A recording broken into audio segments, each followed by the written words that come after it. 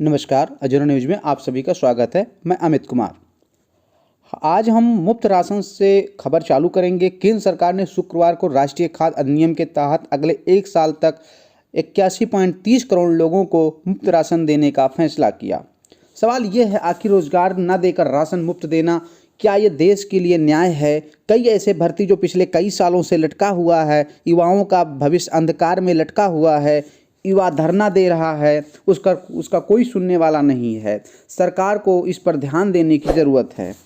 हमारी जो मीडिया है उनको इतना ही समय नहीं कि वह युवाओं के रोज़गार की बहस कर सकें। अब ये जिम्मेदारी ऑनलाइन मीडिया बंधु की है, जो अपने चैनल पर यह सवाल उठाते रहे हैं रोज़गार, युवाओं का रोज़गार को लेकर। मुफ्त राशन देना कोई गलत बात नहीं है, जो देश हित के लिए ही है, लेकिन उसके साथ ही साथ जो हमारे युवा हैं जिन्होंने लाखों रुपए खर्च कर कर डिग्रियाँ हासिल की हैं, पढ़ाई किए हैं और उनका मेहनत आज जो है जाया जा रहा है। आज वो जो है प्राइवेट नौकरियां जो कि 3,000 4,000 पर करने के लिए मजबूर हैं, लेकिन उनकी डिग्रियां देखा जाए तो उनकी मास्टर डिग्री है, यहाँ तक कि पीएचडी डिग्री भी है, लेकिन आज वो दर दर भटकने के लिए मजबूर हैं। तो देश के सरकार जो जनता है उसके जो आपने हित के लिए राशन मुफ्त दिया है, ऐसे ही जो देश के युवा हैं उनके लिए भी आप सरकार से मेरा इससे मीडिया अपने चैनल के माध्यम से कहना है कि युवा जो हमारा है, जो कई भर्तियां ऐसी जो लटकी हुई हैं उनको जो है क्लियर किया जाए और युवाओं को रोज़गार दिया जाए। आज जब मैं सुबह का अखबार पढ़ रहा था तो उसमें एक बड़े बड़े अक्षरों में मैंने लिखा हुआ देखा और मुझे बड़े जो है चौंक भी हुई और चिंता भी हुई। लिखा था, कोरोना के खिलाफ सरकार का एक्शन तेज, टेस्टिंग बढ़ाई गई। चौंक और आश्चर्य ये हुआ कि जब गुजरात चुनाव था तो ऐसे खबर नहीं आए, और भी जब देश में कई राज्यों में चुनाव चल रहा था तब ऐसे चौंकाने वाली खबर नहीं आई। जैसे ही गुजरात का चुनाव ख़त्म हुआ ये खबर मिला। अब इसमें किसका नुकसान होगा, किसका क्या होगा, ये तो समय बताएगा, लेकिन बहुत ही अच्छी बात है देश के लिए। सवाल यह है कि जब जो है गुजरात व अन्य प्रदेशों में चुनाव हो रहा था तब इसका ख्याल नहीं रखा गया। अब मीडिया वाले ज़ोर ज़ोर से चिल्ला कर बोल रहे हैं कोरोना तेज़ी से फैल रहा है।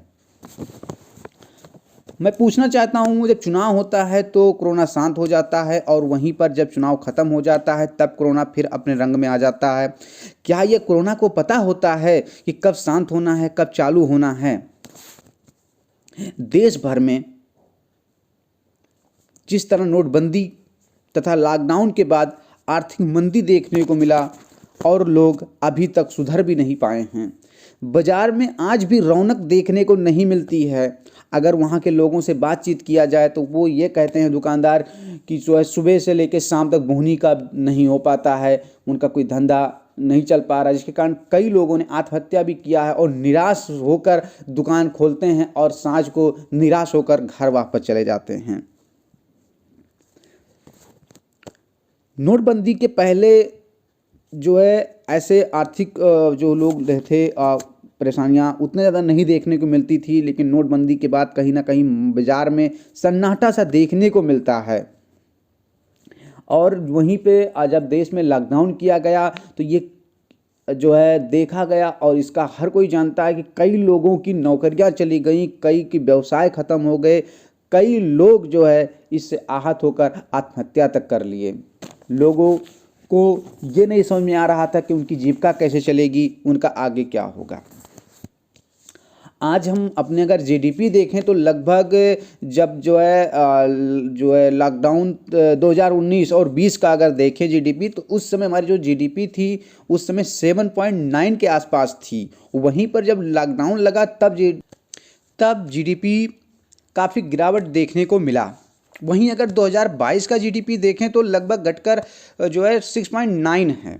यानी हमारा देश अभी आर्थिक रूप से मजबूत नहीं हो पाया है और सरकार के द्वारा ये जो है चेतावनी दे दी गई है, कोरोना फिर से आ रहा है, जिससे लोगों के अंदर एक दहशत का माहौल फिर से फैल रहा है। लोग पुनः वही बातें जो है बीता हुआ कल याद कर रहे हैं, जब लाश को कफन नहीं नसीब हो रहा था, कुत्ते लाश को नोच नोच के खा रहे थे। मीडिया कह रही थी सब ठीक चल रहा है। उस समय देखा गया लोग अपने घर कोसों दूर कई हजार किलोमीटर चल चल के अपने घर आ रहे थे। कुछ तो रास्ते में ही जो दम तोड़ दे रहे थे, कुछ घर पहुंच के भी दम तोड़ दे रहे थे। ऐसा देखने को मिला है। लोग अपने गांव आ रहे थे, शहरों में उनको काम नहीं था, उनको खाने के लिए समस्याएं थीं, कई चीज़ों से जूझ रहे थे, वो अपने घर आ रहे थे। लेकिन वहीं पे जब लॉकडाउन ख़त्म हुआ और हमारे देश भक्त लोग फिर से एक्टिव हुए और उनकी रैलियां, उनके प्रचार प्रसार फिर चालू हुए, पैसे आ गए, सब कुछ हुआ। लेकिन जब लॉकडाउन का पीरियड था तो कुछ चुनिंदा लोग ही देखने को मिले जो लोगों के लिए खड़े हुए, एक मानव के रूप में खड़े हुए। वहीं पे जब नेताओं की रैलियां होती है तो बड़े बड़े बैनर पोस्टर लगाए जाते हैं तथा बस फ्री, खाना फ्री और भीड़ जुटाने के लिए पैसा तक भी दिया जाता है। वहीं लॉकडाउन में कुछ लोग ही आगे आए लोगों की मदद करने के लिए, बाकी सब घर में बैठ के जो थे वो टीवी देख रहे थे या अन्य अपनी जो भी कार्य था वो अपना कर रहे थे। लॉकडाउन ख़त्म होने के बाद फिर से देश हित के लिए वो दोबारा जो है एक्टिव हो गए थे।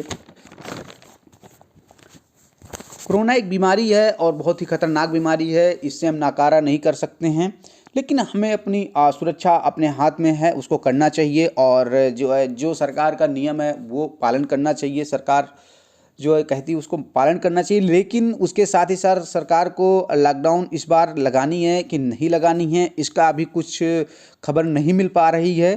लेकिन सरकार को यह ध्यान देना चाहिए कि जनता को केवल राशन से ही पेट नहीं भरेगा, उसके लिए अन्य वस्तुओं की भी आवश्यकता होती है। सरकार को जनता के परेशानियों को लेकर चिंतन करना चाहिए और जनता के हित में फैसला कोई लेना चाहिए, जिससे कि उनका रोजगार, व्यवसाय में किसी प्रकार की बाधा ना आए और देश की जनता जो है एक सुकून और सुरक्षित महसूस कर सके।